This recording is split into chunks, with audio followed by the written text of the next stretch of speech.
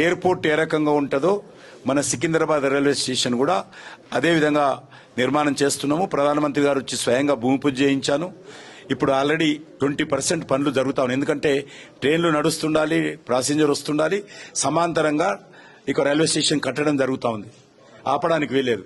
కాబట్టి రెండు జరుపుతూ కడతా ఉన్నాం. కష్టమైన పని కూడా అయినప్పుడు కూడా 20-25% పనులు పూర్తయినాయి. పక్కన ఉన్నటువంటి మన కాచిగూడ రైల్వే స్టేషన్ కూడా 450 కోట్లతో మంచిగా చేస్తా ఉన్నాం.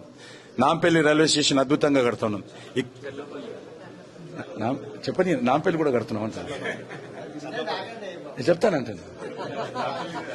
చెర్లపల్లి రైల్వే స్టేషన్ కూడా కొత్తగా, ఎందుకంటే అందరు సిటీకి వచ్చి మళ్ళీ ఇక్కడ నుంచి ఆటోలలో ట్యాక్సీలలో పోతున్నారు. ట్రాఫిక్ బాగా ఇబ్బంది అవుతుంది. అందరు సికింద్రాబాద్ రావాల్సిన అవసరం లేదు. అవుట్స్కర్ట్స్కి వెళ్ళే అందరూ కూడా బయటకు వెళ్లే విధంగా చెర్లపల్లి రైల్వే స్టేషన్ కూడా సుమారు మంచి